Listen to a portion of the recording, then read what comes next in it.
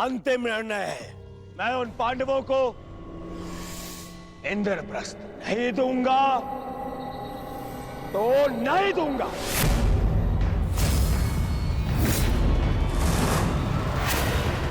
उचित है दुर्योधन, तुम इंद्रप्रस्थ रख सकते हो, उसकी सेना भी रख लो, अस्त्र शस्त्र रख लो, लाखों गाय अश्व, उसकी प्रजा भी रख लो, कोटि कोटि धन संपत्ति, जो कुछ भी पांडवों ने अपने परिश्रम से अर्जित किया था वो सब रख लो दुर्योधन। परंतु इस अन्याय के प्रतिकार स्वरूप केवल एक कार्य कर दो। प्रतीक के रूप पांचों पांडवों को 5 गांव दे दो।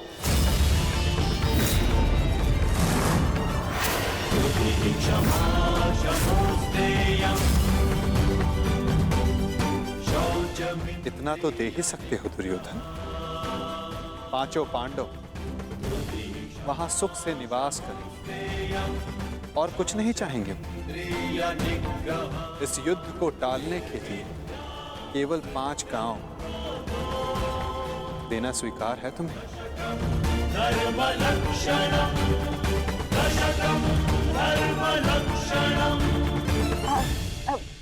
वासुदेव वासुदेव वासुदेव,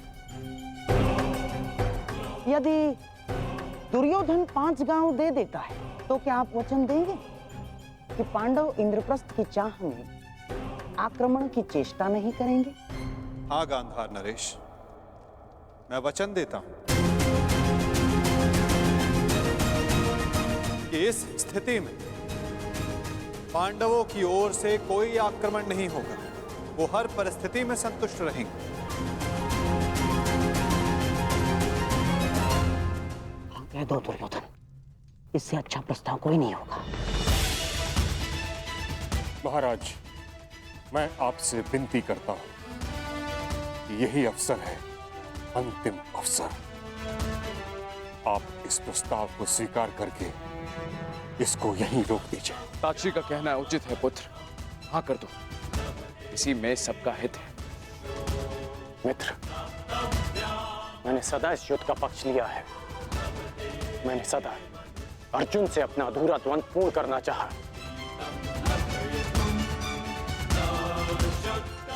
मैं अपना अधूरा द्वंद्व कभी और पूर्ण कर लूंगा। इस समय पूरे भारतवर्ष को महाविनाश से बचाने की आवश्यकता है। हाँ कह दो मित्र।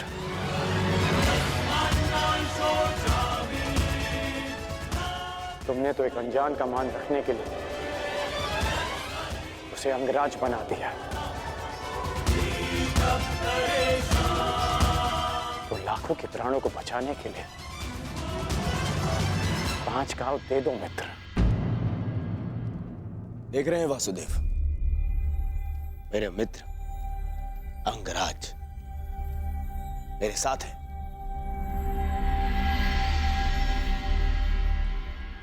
और आपको तो अच्छे से ज्ञात है कि कर्ण को अंगराज मैंने बनाया। उसे वो दिया है मैंने जो पांडव नहीं दे पाए। ना पांडव, ना पितामह। और ये मेरा वचन है, यदि मेरा मित्र मुझसे प्राण भी मांगेगा तो वो भी मैं प्रसन्नता से दे दूंगा।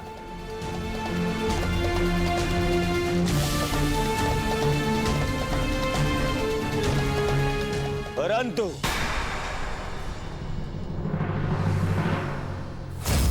ऐसा सोचना भी मत कि मैं उन पांडवों को कुछ भी देने वाला हूं।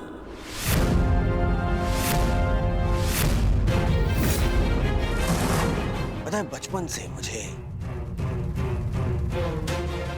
यही आभास कराया गया है कि मेरा किसी भी वस्तु में कोई अधिकार नहीं है, ना अपने पिता के राज्य पर, ना सिंहासन पर।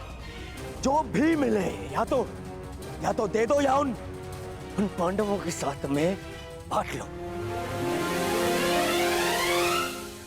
और तुम अधिकार की बात करते हो वासुदेव, तो बताओ मुझे, मेरा अधिकार उन पांडवों ने मुझे कब दिया? कब?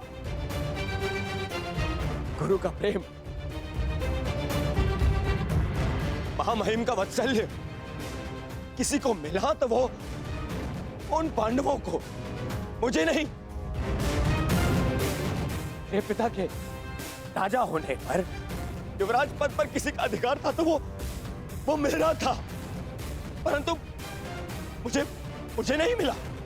वो मिला उस युधिष्ठिर को। दुर्योधन की बात तर्कसम्मत है वासुदेव।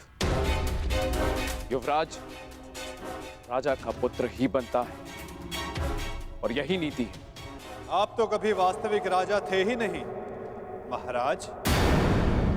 आप तो आज भी हस्तिनापुर के केवल कार्यकारी नरेश।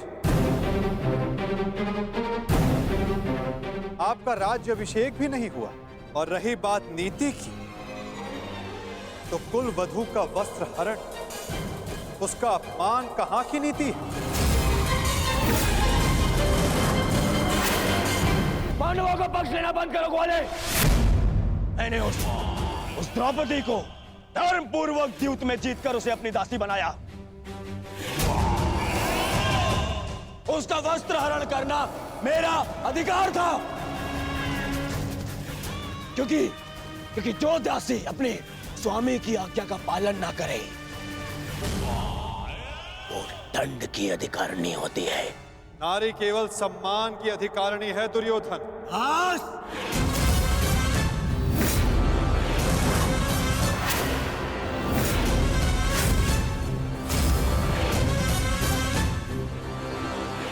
दूत बनकर आए हो, अपना संदेश दे चुके हो। अब मेरा निर्णय सुनो। मैं उन पांडवों को 5 गांव तो क्या, एक सुई की नोक बराबर धरा भी नहीं दूंगा।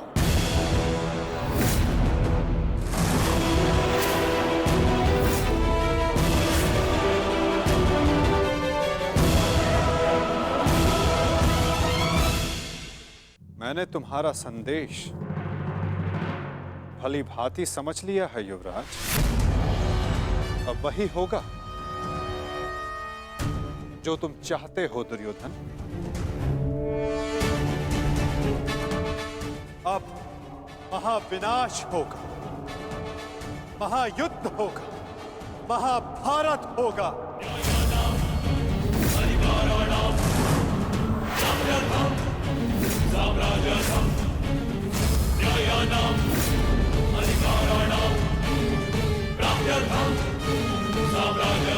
प्रणिपात।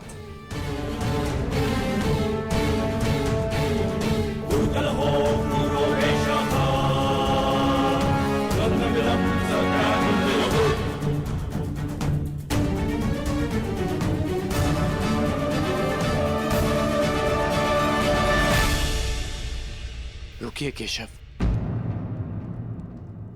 मित्र, एक बार और विचार कर लो। अरे मित्र, राजा बलि की कथा स्मरण है तुम्हें? वो मायावी वामन उनसे 3 पग मांगने आया था। 3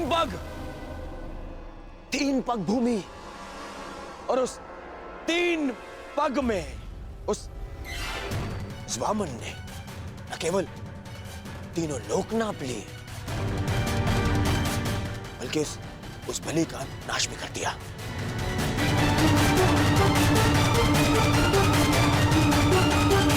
अरे इस छलिया को 5 गांव दे दूंगा तो यह हस्तिनापुर का अस्तित्व ही मिटा देगा।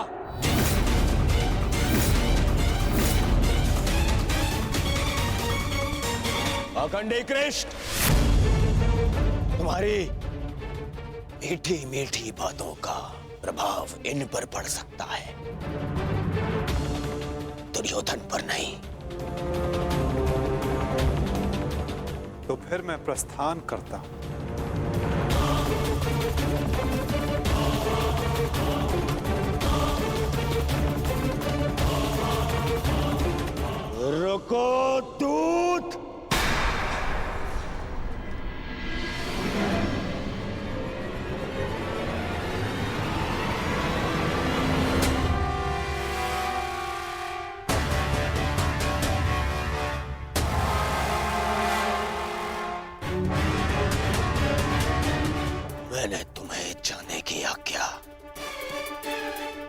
नहीं दी है अभी।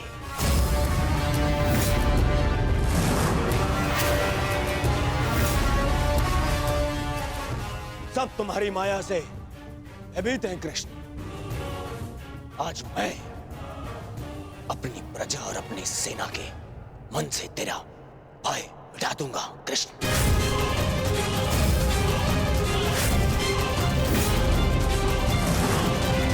तुम हस्तिनापुर से बाहर नहीं जाओगे।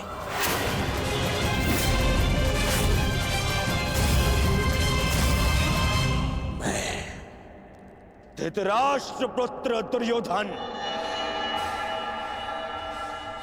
तुम्हें अभी और इसी क्षण बंदे बनाता हूं वासुदेव।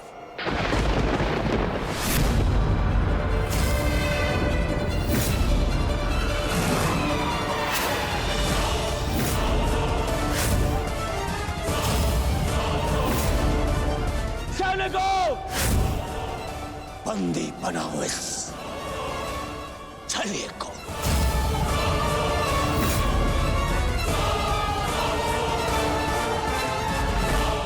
अपने पुत्र को सीमा में रहने का अर्थ सिखाइए महाराज। ये अनर्थ करने जा रहा है। महामहिम बिल्कुल ठीक कह रहे हैं महाराज। वासुदेव कृष्ण केवल हस्तिनापुर के संबंधी नहीं, इस समय वे एक शांति दूत हैं। और इस बात का स्मरण रहे महाराज, एक शांति दूत के साथ इस तरह का व्यवहार उचित नहीं है। आचार्य ठीक कह रहे हैं पुत्र। ऐसा अनर्थ मत करो। रावण ने भी यही मूर्खता की थी। उसने भी दूत का अपमान किया था और उसकी सोने की लंका जलकर भस्म हो गई।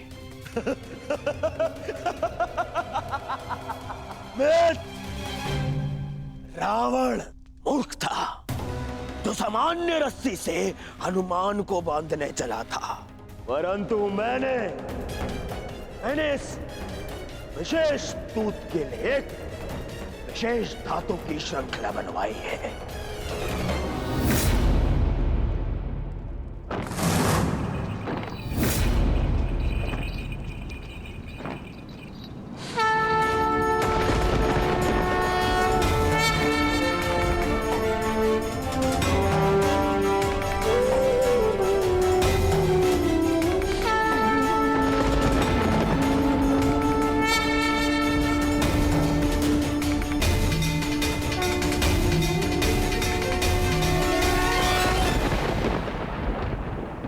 कुछ नहीं कहेगा।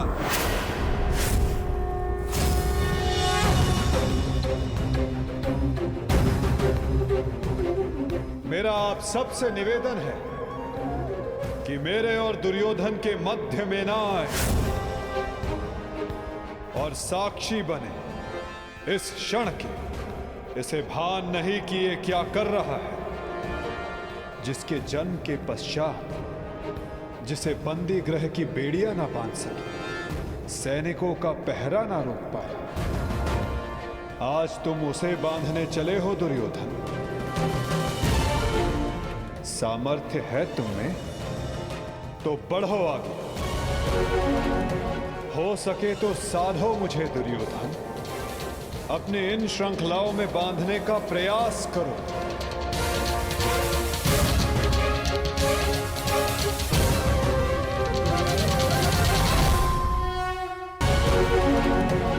हो सके तो साधो मुझे दुर्योधन।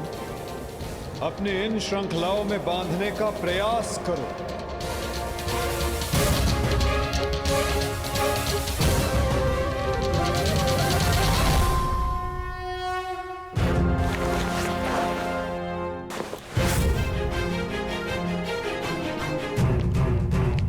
उठो उस तेरे को।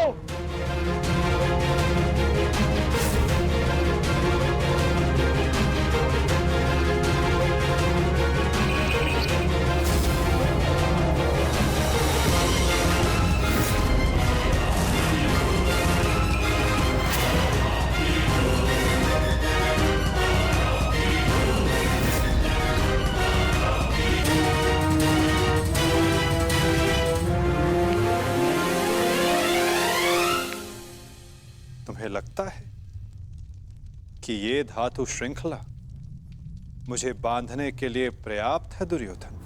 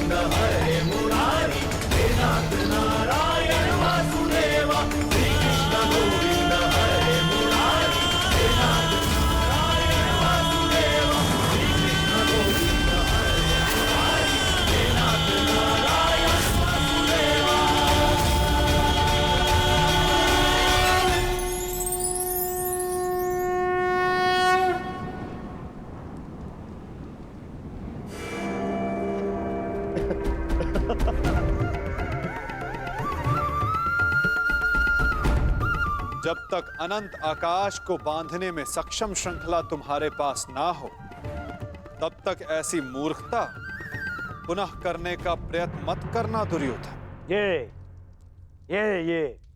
छल, ये माया, यही है ना तुम्हारे अस्त्र छलिए। परंतु मुझे तुमसे या तुम्हारे इस माया से डर नहीं लगता। हर लूंगा मैं तुम्हारे और उन पांडवों के प्राण।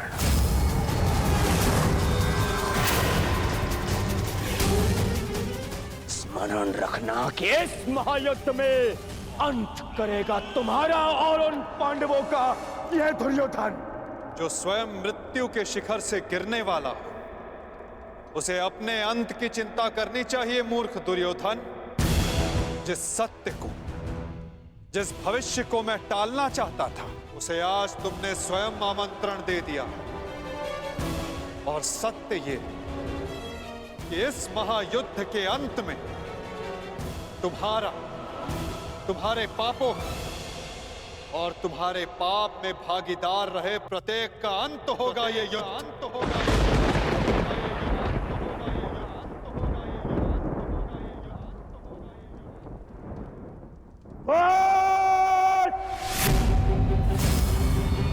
मेरे राज्य में, मेरे ही सभा में आके मुझे ही धमकी देता है छलिए। तुम्हारा राज्य, तुम्हारी सभा, इस राजसभा के समक्ष कितना सा आकार है तुम्हारा दुर्योधन? और हस्तिनापुर के समक्ष कितनी सी है ये सभा? और इस पृथ्वी के सामने कितना सा है हस्तिनापुर? और इस ब्रह्मांड में क्या स्थान रखती है ये पृथ्वी? यदि मनुष्य का अभिमान और दम उसके आकार से अधिक बड़ा हो जाए, तो वही मनुष्य को स्वयं अपने बोझ से मार डालता है। और तुम्हारे अंत का कारण भी यही अभिमान होगा दुर्योधन। और तुम्हारा अंत भी तुम्हारे इसी अभिमान से होगा दुर्योधन।